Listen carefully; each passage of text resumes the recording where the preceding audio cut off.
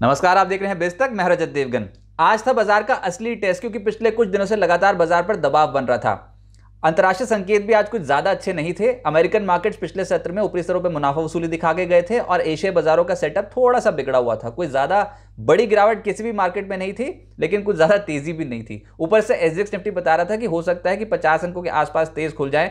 उतना तेज तो नहीं खुले। आज के दिन की ओपनिंग थी 18,288 के लेवल की, 18,244 का ही लो लगा। उसके बाद स्क्रीन बता रही थी कि निचले स्तरों से कुछ डैमेज कंट्रोल हो रहा है और अच्छी खरीदारी देखने को मिल रही है। दिन का हाई जाते जाते लगा दिया 18,431। बहुत ही शानदार आज के सत्र में कमबैक इंडियन मार्केट्स ने किया है।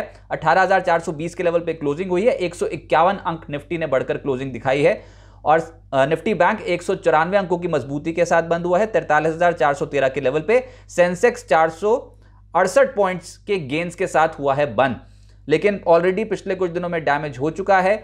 अब निचले स्तरों से एक पुल बैक है। एडवांस डिक्लाइंस 42 शेयर्स आज के सत्र में हरे निशान में निफ्टी के और 8 शेयर्स लाल निशान में बंद हुए। तो आप देख सकते हैं कि साफ तौर पे आज advance declines ratio completely advances के फेवर में था। अच्छी खरीदारी हो रही थी। निफ्टी गेनर्स में अदानी पोर्ट्स का नंबर आ गया, नंबर 1 पे रहा ये 4% के उछाल के साथ। अदानी एंटरप्राइजेस 3% उछल गया। MNM, Eicher motor, power grid जैसे स्टॉक्स 2.5% से 3% चढ़ गए। निफ्टी लूजर्स में आईटी फिर से, इनफैक्ट आईटी पे तो आज एक खबर भी थी कि जो गाइडेंस जारी की है एक्सेंचर ने FY23 के लिए वो थोड़ी कमजोर है, उसका असर आता हुआ नजर आया। टीसीएस 1% नीचे बंद हुआ है। इन्फोसिस करीब 0.1% टूटा है। इसके अलावा ओएनजीसी, टाटा मोटर्स, सन फार्मा, ये कुछ ऐसे स्टॉक्स थे जो आज दबाव में थे। एफएनओ गेनर्स की सूची में फिर से अदानी पोर्ट्स आज लगभग 4% के आसपास का गेन दिखा रहा था। बीएचईएल में लोअर एंड से अच्छी खरीदारी हो रही थी, 0.4% ये भी उछला है। इंडिया मार्ट, जीएमआर एयरपोर्ट्स और आईडीएफसी, ये कुछ ऐसे स्टॉक्स थे जहां पर अच्छे गेन्स पड़ते हुए नजर आए।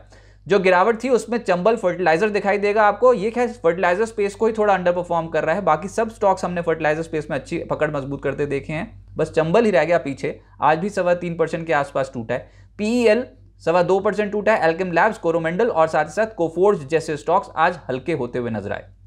सेक्टर स्पेसिफिक पहले पायदान पे दिखाई देगा आपको शुगर। चीनी शेयर्स में जो एक्शन बना है पिछले 2 दिनों में तो कमाल ही कर गया। जिनके पास भी पोर्टफोलियोज में हो उनको लगभग 40% तक के रिटर्न्स डिलीवर हुए हैं 2 दिनों में। और खबर यहां पर ये 2 खबरें हैं इनफैक्ट। एक तो वीकेंड के दौरान आई है कि जीएसटी काउंसिल ने जो इस बार बैठक करी उसमें शुगर इंडस्ट्री के लिए एक बूस्टर डोज दे दिया। इथेनॉल जो कि रिफाइनर्स को सप्लाई होता है उसका जीएसटी जो है वो घटाकर, जीएसटी रेट घटाकर 18% से 5% कर दिया। और ये एक बहुत बड़ी खबर जो थी वो ड्राइव कर रही है शुगर स्टॉक्स को। इससे पहले पिछले हफ्ते एक खबर आई थी कि हो सकता है सरकार विचार करे कि मौजूदा मार्केटिंग ईयर के लिए शुगर एक्सपोर्ट कोटा बढ़ाने को मंजूरी दे दे, जो फिलहाल 60 लाख टन का है उसको बढ़ाकर हो सकता है कि 90 लाख टन कर दे। और अगर ऐसा होता है तो फिर चीनी कंपनियों की एक और चांदी हो जाएगी। उसी को ही बाजार पचा रहा है और पिछले 2 दिनों से जो दौड़ रहे हैं शेयर कमाल कर दिया। राष्ट्रीय शुगर आज भी 20% अपर सर्किट पे फ्रीज था। सिंभौली शुगर 20% अपर सर्किट पे लॉक। शक्ति शुगर 15% उछल गया। दालमिया शुगर खुशी खुशी के मारे 14% चढ़ा है। केसीपी शुगर और धामपुर शुगर जैसे स्टॉक 11.5% से 12% की तेजी पकड़े हुए थे। एक तबका जहां पर लोअर एंड से खरीदारी हो रही है वो है ऑटोज। एमएनएम आज के सत्र में 3% उछला है। आयशर मोटर 3.25% उछला। अशोक लेलैंड की दौड़ थी 2.5% की। Bajaj auto, hero MotoCorp, TVS motor और मारुति सुजुकी जैसे स्टॉक्स 1.5% से 2.25% चढ़ते हुए नजर आए। एफएमसीजी स्टॉक्स में भी खरीदारी है। मैरिको जिसमें आउटशाइन कर गया। इसके अलावा नेस्ले लगभग 2% चढ़ा है। ब्रिटानिया, एचयूएल जैसे स्टॉक्स 1.5% से 2% उछले हैं। डाबर, आईटीसी जैसे स्टॉक्स पकड़ मजबूत करते हुए नजर आए। मेटल्स में भी आज खरीदारी हो रही थी। खैर मेटल इंडेक्स का हिस्सा है अदानी एंटरप्राइजेस, जिसकी वजह से आपको मेटल इंडेक्स ज्यादा तेज नजर आएगा। इसके अलावा जो मेटल स्टॉक्स थे जैसे कि एमओआईएल, वेदांता 2.25% से 3.25% उछले हैं। Hind copper, JSPL, Hind zinc और नाल्को जैसे स्टॉक्स में आज एक्शन तेजी की ओर था। फाइनेंशियल्स और आज नंबर था एलआईसी का। एलआईसी का शेयर अच्छे रिटर्न्स दे रहा है पिछले कुछ दिनों में और आज के सत्र में 7% का उछाल लाइफ इंश्योरेंस कॉर्पोरेशन में देखने को मिला। इसके अलावा एचडीएफसी, एएमसी में लगभग 2% से ज्यादा के रिटर्न्स डिलीवर हुए हैं। आरईसी, चोला फाइनेंस जैसे स्टॉक्स चढ़ गए 2%। बजाज फिनसर्व, आईसीआईसी प्रू, इन स्टॉक्स में था एक्शन। खैर आज इंश्योरेंस कंपनियों में अच्छी तेजी बन रही थी। एचडीएफसी लाइफ भी एक और स्टॉक है जो 1.5% उछला है। इसके अलावा कुछ अन्य स्टॉक जैसे कि पीएफसी, एचडीएफसी, इन स्टॉक्स में एक्शन तेज था।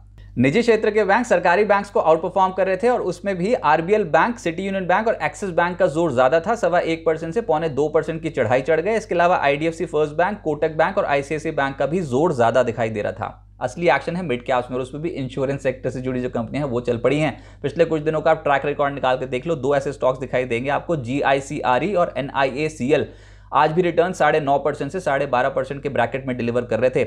इसके अलावा उषा मार्टिन और एलटी फूड्स के जो स्टॉक हैं इनमें 9.5% से 11.5% के रिटर्न एक ही सिंगल ट्रेडिंग सेशन में डिलीवर हुए हैं। और एक स्टॉक था यूटीआई एएमसी। खबर यहां पर यह थी कि हो सकता है टाटा ग्रुप यूटीआई एएमसी में जो सरकारी कंपनियों का स्टेक है उसको खरीदने की होड़ में सबसे ऊपर रहे और फाइनल स्टेजेस पे बातचीत चल रही है। लेकिन बाजार बंद होते होते यूटीआई एएमसी ने मैनेजमेंट ने इस बात का खंडन कर दिया है। देखते हैं इस पे और क्या डेवलपमेंट्स होती हैं। एससीआई, पीएनबी, प्रिकोल जैसे जो स्टॉक्स थे वहां पर 8.5% से 9.25% के रिटर्न बैठे हैं और सुजलॉन, हुडको, सीएसबी बैंक 7% से 8% उछलते हुए नजर आए। प्राइमरी मार्केट में इस हफ्ते एक्टिविटी तेज है। केफिन टेक्नोलॉजीज इस आईपीओ ने आज दस्तक दी है।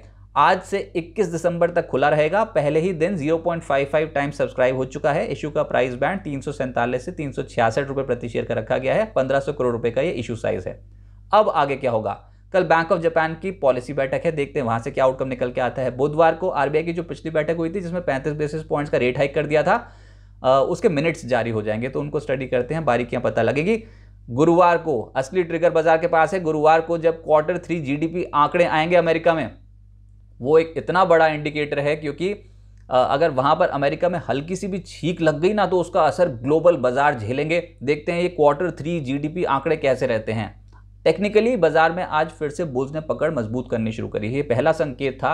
आज एक अच्छा पुल बैक ट्रेड बन रहा था और मेजॉरिटी ऑफ द स्टॉक्स में एडवांस डिक्लाइन रेशियो देखोगे तो वहां पर आपको तेजी के संकेत ज्यादा नजर आएंगे। तो अच्छे लेवल से पलटे हैं।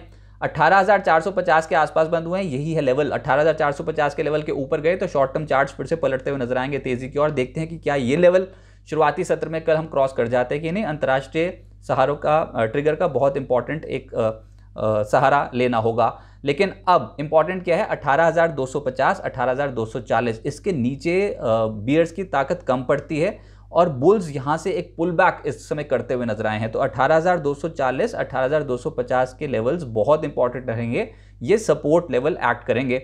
और ऊपर जो मेजर हर्डल है बाजार के पास वो है 18,650। ये इतनी बड़ी हर्डल है कि इसको पार करने में बुल्स को बहुत मेहनत करनी पड़ेगी और ये पार हो गई तो जो हम बात कर रहे हैं ना वो सेंटा रैली की और प्री बजट रैली की, तो वो बननी शुरू हो सकती है। लेकिन पहले ये 18,650 का जो एक लेवल है ये किसी ना किसी तरीके से क्रॉस हो। अभी बाजार एक कंसोलिडेशन फेज में जा सकता है, लेकिन हाँ पुल बैक का संकेत जरूर मिला और असली एक्शन मिड कैप और स्मॉल कैप स्टॉक्स में ही देखने को मिलेगा।